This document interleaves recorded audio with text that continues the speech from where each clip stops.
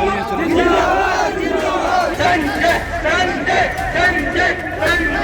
रुकनी नहीं चाहिए साथियों, जोरदार तालियों से स्वागत होना चाहिए साथियों। कि माननीय मंत्री जी को मुकुट बनाकर स्वागत करना चाहती हैं। जोरदार ताली स्वागत होना चाहिए, जोरदार ताली स्वागत होना चाहिए। मैं आग्रह करता हूँ कि भाई श्याम किशोर कश्यप जी कि हम लोगों का मान कि मैं चाहूंगा कि सबसे पहले आप सभी को पता है साथियों कि आज भारतीय जनता पार्टी और निषाद पार्टी का जो गठबंधन है, सभी हमारे हिंदुस्तान के संगठन है। पता चला बगल में रहने बैठने से कुछ नहीं होना।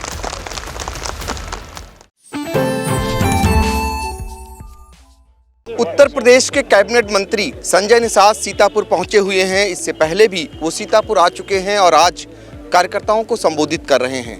पहला सवाल मेरा है आपसे कि आपकी पार्टी का मत क्या है जब अखिलेश यादव को जो लोग विरोध कर रहे हैं उनको पार्टी से निकाल दे रहे हैं, ऋचा सिंह हो या फिर ओली मिश्रा हो, क्या कदम उठाना चाहिए अखिलेश यादव को?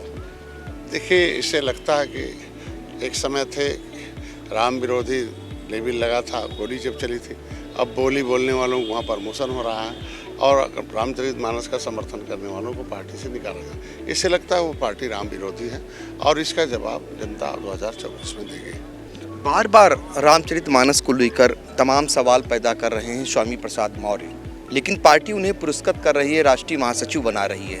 तो ऐसे ही लोग तो बंटाधार कर रहे हैं ना समाजवादी पार्टी के। 2-4 और आ जाए ऐसे ही तो जो बचा खुचा वो भी खत्म हो जाएगा। 2017 में 2014 से लेकर लगातार 2022 तक ऐसे ही नेताओं ने समाजवादी पार्टी के विचारधारा को, उसकी सोच में ये लोगों ने परिता लगाया। समाजवादी पार्टी की स्थापना समाज के दबे कुचले लोगों को संविधान में अधिकार दिलाने के लिए बनी हुई थी और आज के दिन में संविधान में जो जगह है वो आज संविधान में क्या हिस्सा मिला क्या है, तो ये लोगों को इससे होना चाहिए कि संविधान में हमें कैसे हिस्सा मिलेगा, कैसे इनकी सोच होगी। आज हम लोग एक ग्लोबल इन्वेस्टर समिट के माध्यम से हर एक उत्तर प्रदेश में हर एक ज़िले में हम आज इन्वेस्ट करा रहा हूँ। हर ज़िले में हम फैक्ट्री लगाने जा रहे हैं, उद्योग लगाने जा रहे हैं, जिससे ज़िले के लोगों को रोज़गार मिले। तो इन लोगों को रास नहीं आ रहा, वो किसी न किसी धर्म के सहारे इधर उधर सुर्खियों में, जिस जनता ने अस्वीकार कर दिया हो उसे सुर्खियों में बने रहना चाहते हैं और जनता का ध्यान बढ़ जाए कि इन लोगों ने कुछ किया नहीं अपने समय में। भाई इनके चश्मे का नंबर क्या बदल गया था जब ये लोग सरकार में थे, कई बार अध्यक्ष रहे, मंत्री रहे, जब वो थे फिर मलाई खाना था तो तब राम की पूजा करते रहे, बेटी को सांसद बना दिया, फिर इस घाट का पानी पीने के लिए लगा मैं यहाँ, अब ख़त्म हो गया रस, उसमें रसगुल्ले में लास्ट हो गया, अब चलो दूसरे में उनकी सरकार। तो ये ऐसे लोग जो घाट घाट का पानी पीते हैं उनके लिए कोई मतलब नहीं। आपके समाज का रामचंद्र जी से जोड़ करके बहुत कुछ माना जाता है कि केवट ही ऐसे थे जिन्होंने उन्हें पार लगाया था। ऐसी स्थिति में क्या मानते हैं जो चौपाई है रामचरितमानस की, वो शूद्रों को क्या कहीं अपमानित करती है? नहीं, अब इसको किसको बनाते हैं? हम कहते हैं कि आज के दिन में उसी रामचरितमानस में निषाद राज का जिक्र है, उसी रामचरितमानस के आधार पर मेरा किला खुदाई हुआ, उसमें सबरी का जिक्र है, उसमें रावण राज का भी जिक्र है। ये भाषा है उस समय के धर्म किस समय क्या है। आज के दिन में कोई पीएचडी कर रहे, और पीएचडी में कोई अर्थ निकलता हो तब तो है। क्या कहीं वो पीएचडी करने के लिए गए, क्या कोई पीएचडी का केंद्र खोला गया समाजवादी पार्टी में जहां अर्थ को नया अर्थ दिया जाए, वहां कोई डिग्री मिला हो? आज के दिन में किन परिस्थिति, कौन से भाषा कब बोली जाती है? जैसे ताड़ का पेड़ है उसे ताड़ना भी कहते हैं। ताड़ना मतलब देखना, समझना ऊंचाई।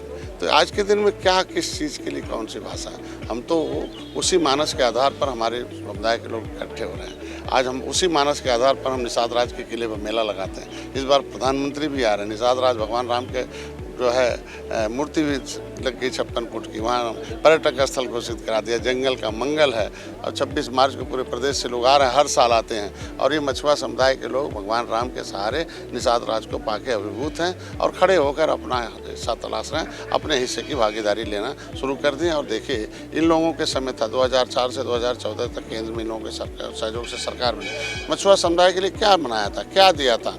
मतलब 1947 से देश आज़ाद हुआ, 2014 तक लगातार 67 वर्षों तक केवल 3000 करोड़ रुपया पूरे देश के मत्स्य पालकों को दिया गया था। हमारी सरकार आई 2014 में एक ही बार 20,000 करोड़ रुपया दिया, अभी 6,000 दिया है। अभी उत्तर प्रदेश में हमने मछुआ कल्याण कोष की 25 करोड़ की व्यवस्था की, इनके पढ़ाने लिखाने के लिए, इनके सामुदायिक भवन बनाने के लिए, इनका घर बनाने के लिए, इनका इलाज कराने के लिए, इनके बच्चों को कोचिंग करा के IAS PCS बनाने के लिए। जो पट्टेधारक है उन्हें अनुदान दे रहा हूँ मुख्यमंत्री संपदा योजना में, निषाद राज वोट योजना से ने। तो आज हम इनके लिए साधन संसाधन योजनाओं के माध्यम से इनके हिस्सेदार बना रहे हैं। तो ये चीज़ें अब उन्हें रास नहीं आ रही है। वो सोचते हैं कि थोड़ा भ्रम में हो जाते हैं तो 2-4 वोट और मिल जाता, अब कहीं मिलने वाला 2024 में। संजय निषाद जी, आप तो भ्रमण कर रहे हैं, मेरा ये सवाल है कि 2024 को लेकर के सारी पार्टियां आप मैदान में आने लगी हैं, लोकसभा चुनाव है, आप भी उसी के दृष्टिगत भ्रमण कर रहे हैं। ऐसे में क्या लगता है रामचरितमानस का प्रसंग कितना फ़ायदा भारतीय जनता पार्टी को पहुंचाने वाला और कितना समाजवादी पार्टी को? देखिए, हम लोग विकास के लिए काम कर रहे हैं। अगर दोबारा मोदी जी को ट्रस्ट किया है, विश्वास किया है, तो आज अर्थव्यवस्था में 5वें नंबर ले जाने के नाते आज हम दुनिया में G20 के नेतृत्व कर रहे हैं, दुनिया के अमीर देशों में। आज हम रोजगार के साधन देने के लिए उनको किस तरीके का हम लोग सोच रहे हैं उत्तर प्रदेश को सर्वोत्तम प्रदेश बनाने के लिए योगी जी हैं। तो हम लोग विकास के क्रम में संविधान के संवैधानिक सुरक्षा देकर लोगों को आगे बढ़ा रहे हैं। बिना भेदभाव के सभी जातियों को हम योजनाओं का लाभ धरातल पर दे रहे हैं। हम वो प्रधानमंत्री कभी कहते थे कि हम 100 रुपये भेजते हैं, 85 खा जाते हैं, 15 बीच में 15 पहुँचता है गाँव में किसान को। तो आज सीधे DBT के माध्यम से किसान के खाते में पूरा पैसा भेज रहे हैं। तो सारे जाति, सभी धर्म के लोग आज हमारे, आप सच्चर कमेटी का रिपोर्ट देखिए, कहते हैं बहुत गरीब, मुसलमान सबसे ज़्यादा गरीब हो गया, SC ST से भी ज़्यादा गरीब हो गया। तो इसका मतलब मुसलमान इनके बटन दबा दबा के गरीबी ले रहा है। आज इलाज हम करा रहे हैं मुसलमान भाई का, घर हम बनवा रहे हैं, आज के दिन में सम्मान हम दे रहे हैं, सभी योजनाओं का बिना भेदभाव के मुसलमान को हम दे रहे हैं। तो काहे उनके साथ जाएगा मुसलमान भाई? आज सभी जाति के लोग हमारे साथ हैं। योगी जी को पुनः हमारी भारतीय जनता पार्टी को 37 बार पुनः दोबारा, नहीं तो इनको लाओ उनको हटाओ, इनको लाओ उनको हटाओ। अभी जनता ने कहते किसी को मत लाओ, अब इन्हीं के साथ रहो। अखिलेश को कुछ सुझाव?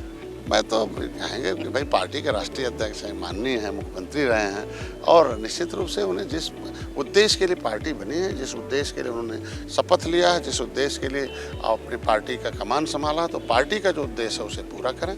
और निश्चित रूप से उनको उसी तरफ रहना चाहिए। और ऐसे जितने अंगू चंगू मंगू हैं, ये जो दुनिया में जो शीशा लेदर करा रहे हैं कि आज के दिन में उन्हीं के पार्टी में दो मंगू का असर स्वामी प्रसाद मौर्य, बहुत लोग हैं, उन्हीं को नहीं कहेंगे। जो ऐसे लोग कि आखिर चंगू मंगू नहीं होते तो काहे कि 2017 से लगातार, 2014 से ही लगातार जो है 2014, 2017, 2019, 2022 क्यों लगातार होती? तो निश्चित रूप से मैं यही कहूँगा जिस उद्देश्य के लिए पार्टी बनी है उस उद्देश्य। संजय प्रसाद की भाषा जो है, संजय निषाद जी की भाषा ओम प्रकाश राजभर भी बोलने लगे हैं।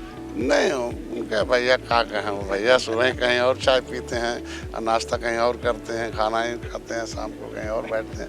सुबह से देख के 3-4 बार में 4 आवाज़ आती है।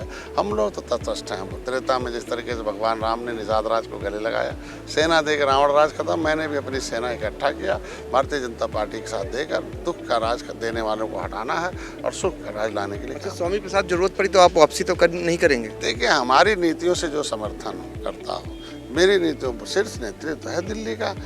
हाँ, मोदी जी, योगी जी, अमित शाह जी जैसे लोग चिंता करते हैं, उसमें हम लोगों को सोचने की कोई जरूरत नहीं।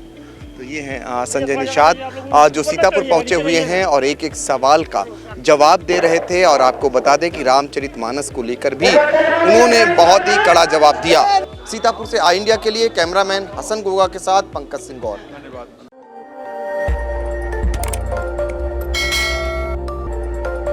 खबर आपकी, नजर हमारी। देखते रहिए आई इंडिया।